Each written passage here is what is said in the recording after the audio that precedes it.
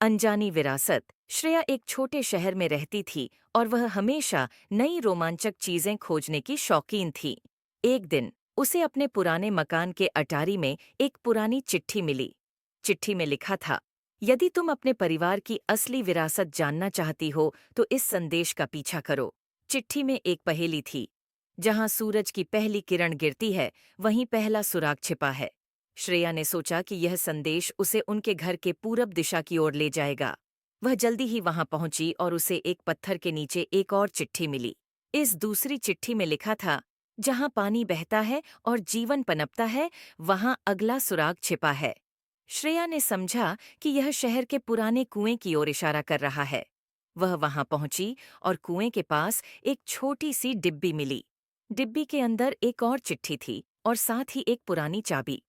चिट्ठी में लिखा था, यह चाबी तुम्हें सच्चाई के द्वार तक ले जाएगी, वह जगह जहां सब खत्म होता है और सब शुरू होता है। श्रेया ने सोचा कि यह संदेश शायद शहर के पुराने कब्रिस्तान की ओर इशारा कर रहा है।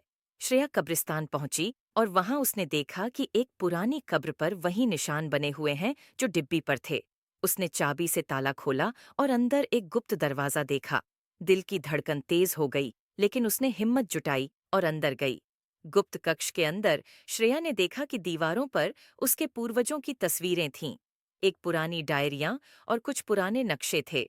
डायरियों में उसके पूर्वजों के जीवन की कहानियां लिखी थीं, जिन्होंने अपनी मेहनत और संघर्ष से एक समृद्ध जीवन बनाया था। श्रेया ने उन कहानियों को पढ़ा और जाना कि असली विरासत संपत्ति या धन नहीं, बल्कि उनके पूर्वजों के अनुभव, ज्ञान और संघर्ष की कहानियां हैं। उसने महसूस किया कि उसका असली खजाना उसकी परिवार की यह ऐतिहासिक धरोहर है। श्रेया ने उन डायरियों को संभाल कर रखा और अपने परिवार को यह सब दिखाया। सबने मिलकर उन कहानियों को संजोया और समझा कि असली विरासत वह होती है जो हमें हमारे पूर्वजों से सीखने को मिलती है। श्रेया ने अपने परिवार के साथ मिलकर यह तय किया कि वे उन डायरियों में लिखी सीखों और अनुभवों को अपने जीवन में उतारेंगे। उन्होंने अपने पूर्वजों के नक्शे और योजनाओं को देखा और सोचा कि किस तरह वे इन्हें अपने जीवन में लागू कर सकते हैं। श्रेया और उसका परिवार यह समझ गए थे कि उनके पूर्वज सिर्फ अपने लिए नहीं, बल्कि पूरे समुदाय के लिए जीते थे। उन्होंने देखा कि डायरियों में बहुत सारी योजनाएं थीं, जिनसे गांव और समुदाय को समृद्ध किया जा सकता था। उन्होंने यह निर्णय लिया कि वे भी अपने पूर्वजों की तरह ही सामूहिक कल्याण के लिए काम करेंगे। श्रेया और उसका परिवार ने गांव में एक नई परियोजना शुरू की, एक सामुदायिक पुस्तकालय और शिक्षा केंद्र। उन्होंने अपने पूर्वजों की किताबें और ज्ञान को सभी के साथ साझा करने का निर्णय लिया। उन्होंने गांव के बच्चों और युवाओं के लिए विभिन्न पाठ्यक्रम और कार्यशालाएं आयोजित कीं। धीरे धीरे श्रेया और उसके परिवार के प्रयासों से गांव में सकारात्मक परिवर्तन आने लगे। बच्चे नई चीजें सीखने लगे, युवाओं को रोजगार के नए अवसर मिले और सभी में एक नई ऊर्जा का संचार हुआ। गांव के लोग श्रेया और उसके परिवार के इस प्रयास की सराहना करने लगे। श्रेया और उसके परिवार को गांव वालों ने बहुत सम्मान दिया। उन्होंने श्रेया के परिवार के पूर्वजों की कहानियों को संजोकर रखने के लिए एक स्मारक बनाया।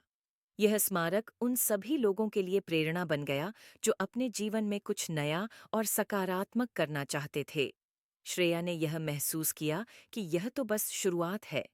उसने अपने जीवन का उद्देश्य पा लिया था, अपने पूर्वजों के ज्ञान और अनुभव को जीवित रखना और उसे अपने और दूसरों के जीवन में लागू करना। उसने यह भी समझा कि असली खजाना कोई भी बाहरी वस्तु नहीं, बल्कि अंदर की समझ और सच्चाई है। श्रेया और उसका परिवार यह जानते थे कि उन्होंने जो शुरुआत की है, उसे बनाए रखना बहुत महत्वपूर्ण है। उन्होंने यह तय किया कि वे हर साल गांव में एक महोत्सव आयोजित करेंगे, जिसमें शिक्षा, स्वास्थ्य और सांस्कृतिक गतिविधियों पर ध्यान दिया जाएगा। इस महोत्सव का नाम उन्होंने विरासत उत्सव रखा। पहला विरासत उत्सव बहुत ही धूमधाम से मनाया गया। इसमें गांव के हर व्यक्ति ने हिस्सा लिया। बच्चों ने अपने पूर्वजों की कहानियों पर आधारित नाटक प्रस्तुत किए। युवाओं ने नई तकनीकों और कौशल का प्रदर्शन किया और बुजुर्गों ने अपने अनुभव साझा किए।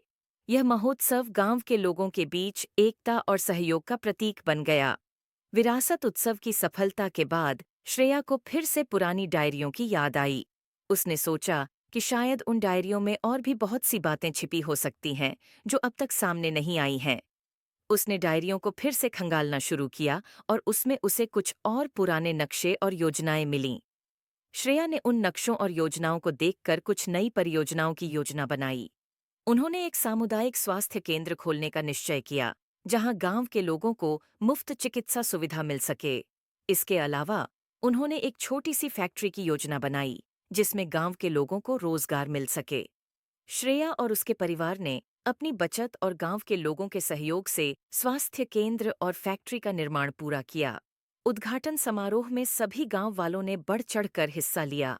स्वास्थ्य केंद्र में लोगों को निःशुल्क चिकित्सा सुविधा मिलनी शुरू हो गई और फैक्ट्री में रोजगार के नए अवसर पैदा हुए। श्रेया और उसके परिवार के निरंतर प्रयासों से गांव में विकास की नई लहर दौड़ पड़ी। गांव के लोग अब अपने बच्चों की शिक्षा और स्वास्थ्य को लेकर चिंतित नहीं थे। श्रेया ने अपनी विरासत को जीवित रखते हुए गांव को एक नई दिशा दी और सभी को यह समझाया कि सच्ची विरासत वह है जो समाज और आने वाली पीढ़ियों के लिए उपयोगी हो। गांव में आए इस परिवर्तन को देखकर श्रेया को बहुत गर्व हुआ। उसने महसूस किया कि उसकी मेहनत और पूर्वजों की कहानियों ने गांव को एक नई पहचान दी है। वह गांव के बच्चों के लिए एक आदर्श बन गई और उसने अपने जीवन को दूसरों की सेवा और समर्पण के लिए समर्पित कर दिया।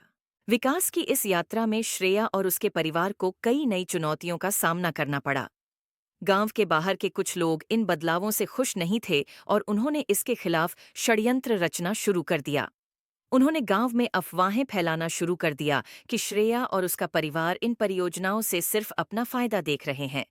गांव के कुछ लोग इन अफवाहों से प्रभावित हो गए और श्रेया पर सवाल उठाने लगे। श्रेया ने तय किया कि वह गांव वालों को सच बताएगी और उनके विश्वास को जीतने का प्रयास करेगी। उसने एक सभा आयोजित की और गांव वालों के सामने अपने इरादे स्पष्ट किए। सभा में श्रेया ने गांव वालों को बताया कि उसने यह सब केवल गांव के कल्याण के लिए किया है। उसने डायरियों और पूर्वजों के नक्शों की सच्चाई और उनके महत्व को समझाया। उसने यह भी बताया कि कैसे इन परियोजनाओं ने गांव में सकारात्मक परिवर्तन लाया है और सभी के जीवन को बेहतर बनाया है। श्रेया की सच्चाई और ईमानदारी ने गांव वालों का विश्वास फिर से जीत लिया। उन्होंने उन बाहरी लोगों की बातों पर ध्यान देना बंद कर दिया और श्रेया के साथ मिलकर काम करने का निश्चय किया।